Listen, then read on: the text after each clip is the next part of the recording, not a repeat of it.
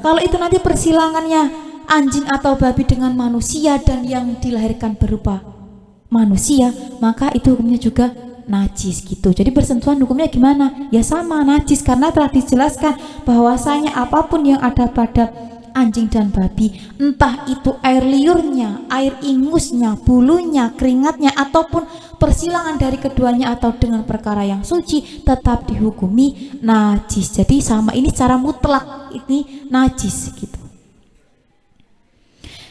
Terus bagaimana kalau kita terlanjur terkena najis yang demikian? Maka kita harus mensucikannya dengan cara yang berbeda. Untuk najis mughaladhah itu cara pensuciannya berbeda ya.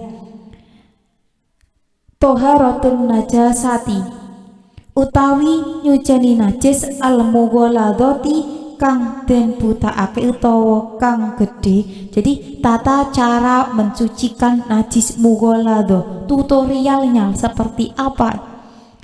Yuksalu den wasuh apa maudhi'uha panggonane najasatil mughaladhah sab'a maratin kelawan pitu piro-piro ambalan bimain kelawan banyu tohurin kang suci tur nucekake ihdahuna utawi salah sijine sab'a maratin iku biturabin den campur kelawan lebu tohurin kang suci tur nucekake ba'da zawali ainin najasati ing dalem sause ilange kahanane najis. Jadi kalau kita mensucikan najis itu ya, maksudnya kahanan itu keadaan, dohirnya, perkaranya kayak gitu.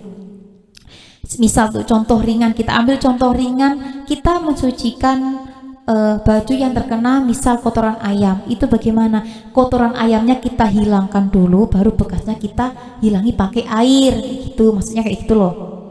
Jadi kalau ini sama, misal kalian nggak sengaja itu tangan menyentuh benda yang ada air liurnya anjing atau menyentuh wadah di mana anjing tersebut minum, itu nanti cara mensucikannya gimana?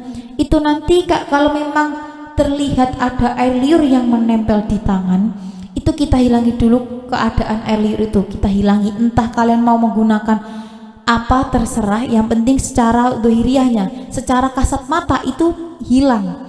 Kemudian untuk bekasnya itu cara mensucikan najis mughaladhah dengan cara dibasuh sebanyak 7 kali, yang mana salah satunya harus dicampur dengan debu yang suci dan mensucikan. Jadi semisal itu tangan, ini tangan sudah kalian basuh sebanyak 3 kali. Kalian lihat ini dari bau, dari rasa sudah enggak terasa air liurnya anjing, berarti udah bersih. Enggak, bukan seperti itu. Seperti hukum yang saya katakan di awal, suci sudah pasti bersih, tapi bersih belum tentu suci. Jadi kalau untuk najis mughaladhah itu tutorial pensuciannya tetap 7 kali basuhan dan salah satu pakai debu. Jadi kalau meskipun kalian membasuh sudah 4 kali pakai debu, sudah dirasa bersih, ini belum tentu bisa dikatakan suci, karena secara tataran syariat itu yang dikatakan suci dengan cara 7 kali basuhan dengan salah satu dicampur debu. Ini untuk najis mughaladhah ya, khusus untuk anjing dan babi dan sesuatu yang berhubungan dengan anjing dan babi. Kalau untuk yang lain beda lagi. Jadi beda hukum, beda keadaan, beda penghukuman, maka nanti beda cara pensucian kayak gitu. Itu untuk pembagian najis yang pertama, najis mughaladhah. Untuk yang selanjutnya itu najis mukhaffafah atau najis yang paling ringan. An-najasatu utawi najis al-mukhaffafatu kang den dangangake utawa kang den ringanake, hiya najasatul mukhaffafah iku baulus sobi, uyuwe bocah cilik alladzi kang lam yata'adda kang durung mangan sapa sobi illa bilabanin kelawan kejaba kelawan susu, walam ya belu lan durung tumeka sapa sobi al haulaini ing 2 taun. Untuk yang kedua itu najis mukhafafah, najis yang paling ringan. Ini najis yang paling mudah.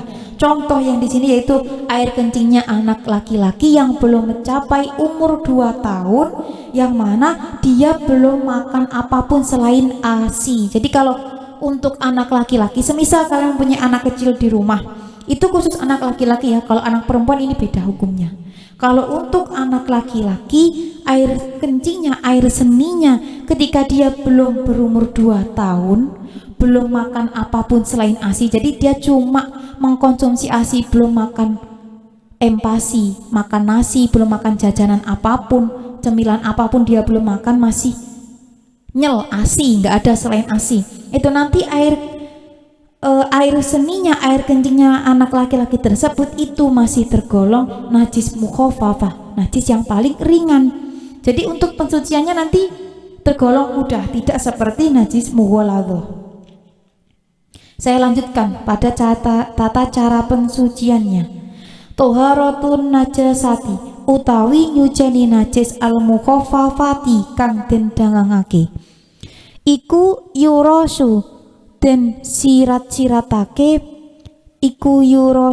siratake ala mahalliha ing atase panggonane najasatil mukhaffafah apa maun banyu hatta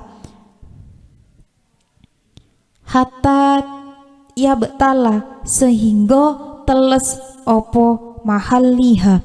Jadi kalau untuk najis mukhafafah, najis yang paling ringan, itu nanti cara pensuciannya cukup kita menyipratkan air atau itu membasuh dengan air di tempat yang terkena najis hingga tempat itu basah, meskipun nanti air itu nggak mengalir.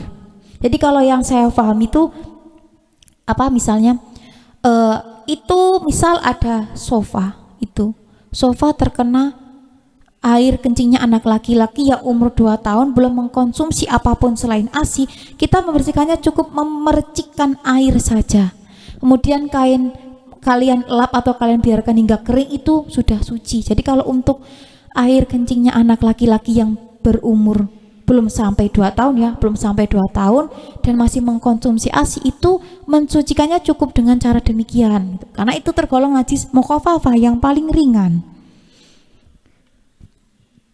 Saya lanjutkan pada najis yang terakhir, yaitu najis mutawasitoh, najis tengah-tengah.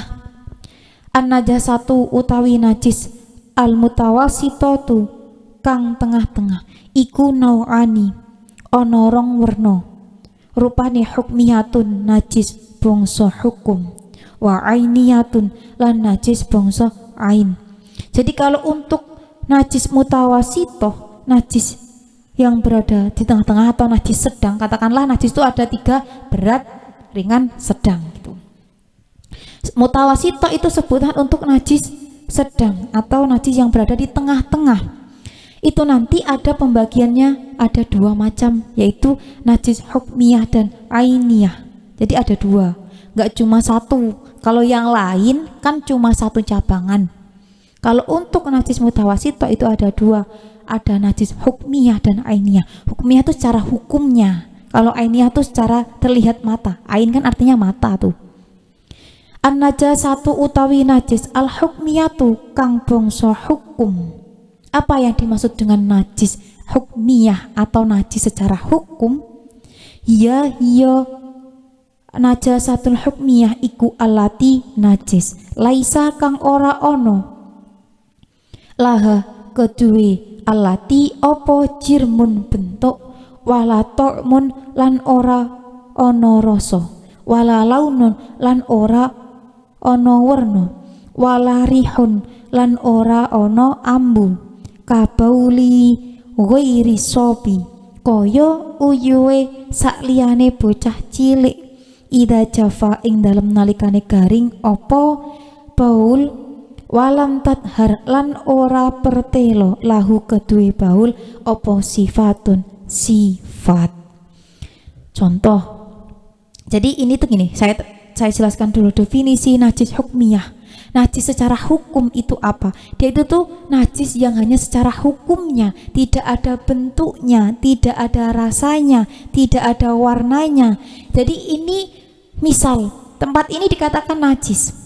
Misal tempat ini dikatakan najis, tapi ini nggak ada bentuk apapun, tapi ini dikatakan najis. Jadi itu yang dinamakan najis hukmiyah. Contohnya kalau di sini tuh